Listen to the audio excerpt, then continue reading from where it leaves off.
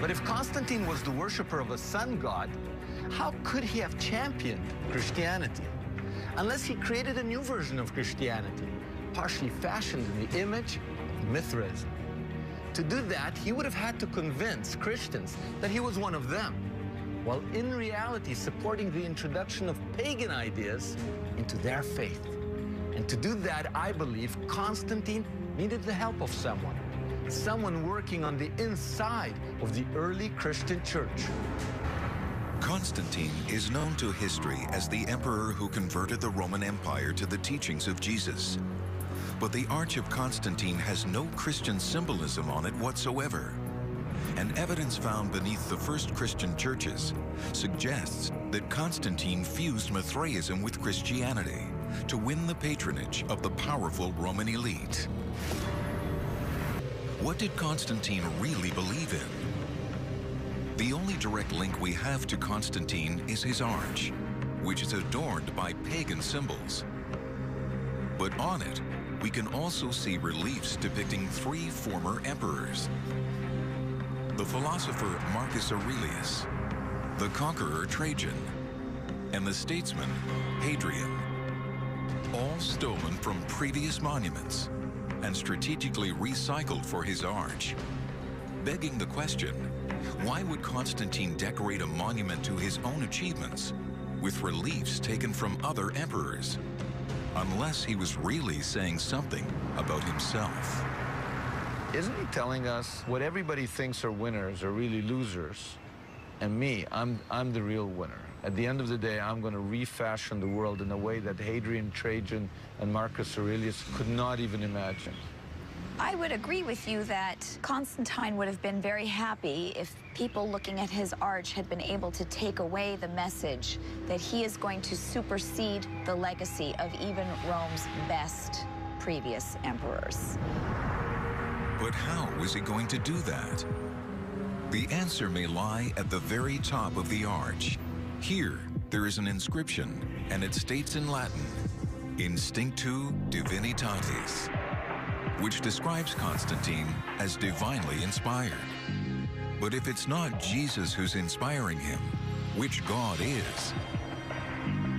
When looking at what's depicted on his arch, what we find are pagan gods from the Roman pantheon, and none so prominently rendered as the sun god Apollo. The light is amazing. And it's so appropriate with the rising of the sun god right there to have it illuminated by the sun this way.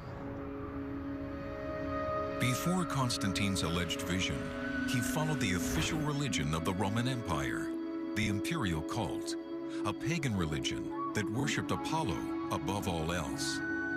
Much like the pagan god Mithras, Apollo was the sun god that represented the light of creation. According to the imperial cult, Constantine, as emperor, was a superhuman avatar, the link between Apollo and the rest of humanity.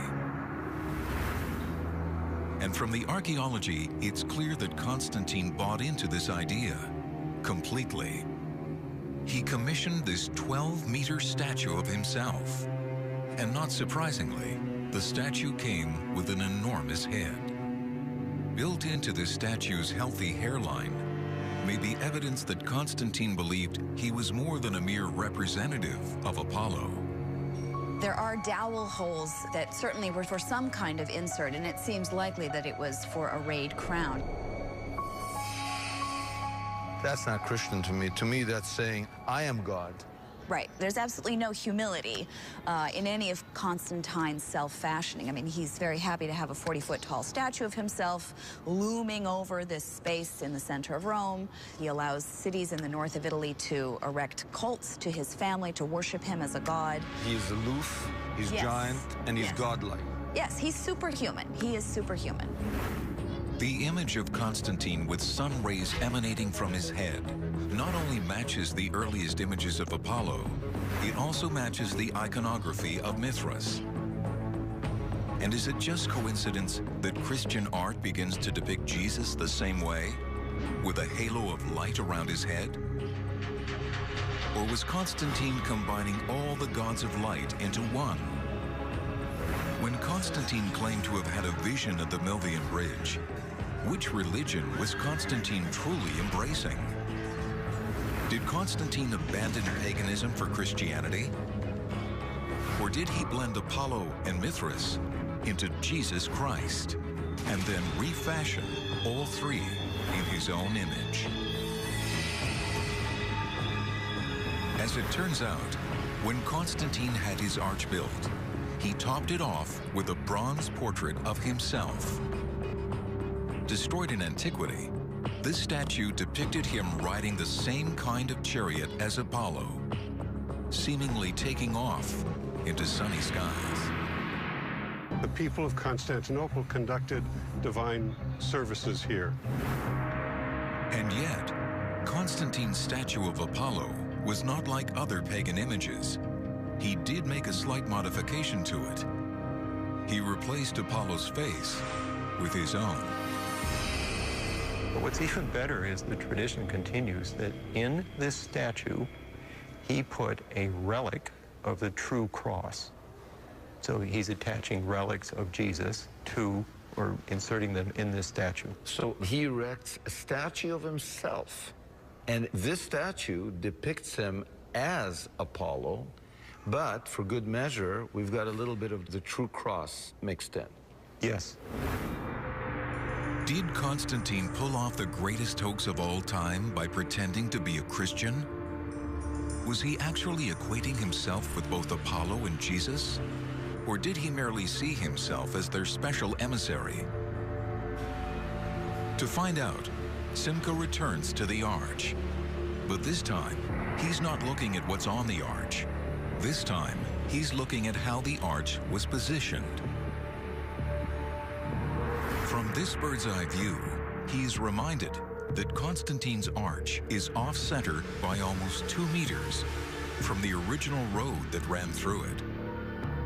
But why? The Romans were famous for their feats of engineering. Surely they wouldn't make a mistake when building the emperor's new arch. There had to be some other reason. A reason that must be hiding in plain sight. Based on ancient records, we know that during Constantine's time, there was a colossal statue that stood 108 meters behind the arch. But this was not just any statue. It was a 30-meter-high monument to Apollo. Is there a connection between the statue and the arch? Expert Elizabeth Marlowe thinks she's found that connection. So then I started playing around on the living room floor in my apartment, where I made a little cutout of the arch and I propped it up, and I got a doll and I set him up and then set the arch up in front of him, and I worked out the proportions very carefully. Lying down and peering through the central passageway, for me that was the aha moment. Based on her living room reconstructions, Marlowe came up with a compelling new theory as to why Constantine's arch was built where it was. But to prove her theory, Marlowe first had to brave rush hour Roman traffic so that she could gain the right perspective. The evidence on the ground confirmed her hypothesis. Constantine's arch was built off-center on the road so as to perfectly frame the Colossus of Apollo behind it. According to Marlowe, as you entered Rome, you would have seen Apollo's head looming above the statue of Constantine on his arch, as if watching over Constantine. But as you moved closer to the arch itself, the sun god would have dropped below Constantine until he was left standing in the center of the main archway. At the point when the statue is framed in the central passageway, it is the figure of Constantine that is now looming above in the sky. As the sun is setting, what is rising is Constantine, yes, yes. The arch is literally a reframing of the sun god, with Constantine on top of the arch. Marlowe has revealed a clear example where, on the surface, Constantine seems to be putting himself under Apollo, but covertly, he is letting us know that he is greater than Apollo. Can it be that he did the same with Christianity, seemingly worshiping Jesus, while replacing Jesus with himself? Our investigation has revealed that Constantine merged the great pagan sun gods Mithras and Apollo and replaced their images with his own. Maybe that's not blasphemy by Christian standards, but it does tell us what Constantine thought of himself. By depicting himself with rays of light coming out of his head, Constantine was telling the world that he was to be worshipped as a god. Now, where does that leave Christianity? Was Constantine willing to step aside and bow down to the King of the Jews as any Christian would?